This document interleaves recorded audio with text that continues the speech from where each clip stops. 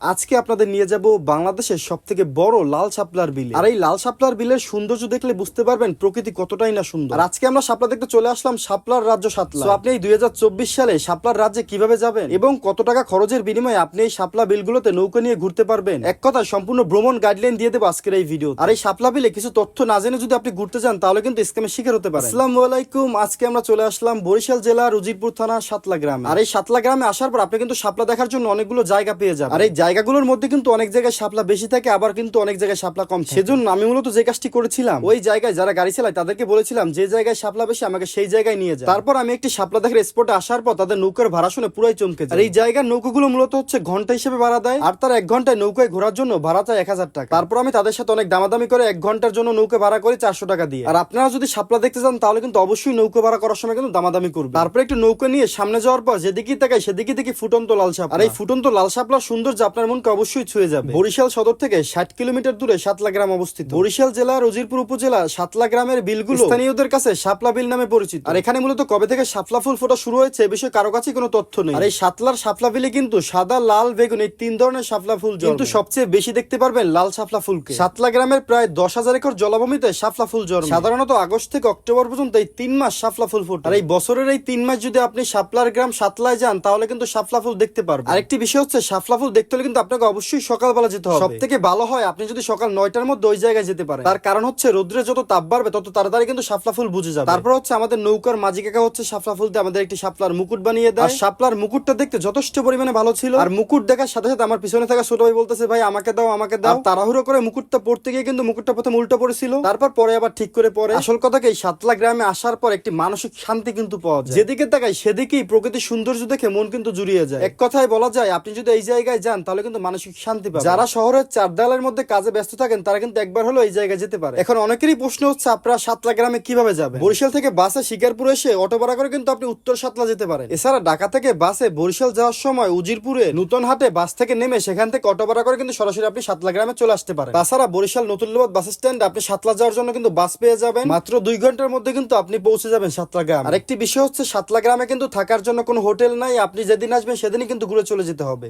So আমরা বর্তমানে আছি শাপলার রাজ্য সাতলায়। হ্যাঁ, আপনি হয়তো বাংলাদেশের বিভিন্ন জায়গায় ঘুরতে গিয়েছেন, বাট আমাদের বাংলাদেশের বরিশালের পেয়ারার রাজ্য আটঘর কুরিয়ানা ও শাপলার রাজ্য সাতলা যদি না আসেন তা আপনি কোনো জায়গায় ঘুরে মজা পাবেন না। এখানে যে মজাটা পাবেন এবং প্রকৃতির যে ভিউটা পাবেন, এই শাপলার যে লাল শাপলার যে ভিউটা, সেটা এক কথায় অসাধারণ। সো কে কে এর আগেও শাপলার রাজ্য সাতলা গিয়েছেন সেটা অবশ্যই কমেন্ট করে জানাবেন। আর যাকে নিয়ে এই জায়গায় যেতে চান তাকে অবশ্যই ভিডিওতে মেনশন করবেন। আজকের এই ভিডিওটি এখানেই শেষ করব। ভিডিওটি ভালো লাগলে ফেসবুক পেজটি ফলো করে ভিডিওটি শেয়ার করতে পারেন।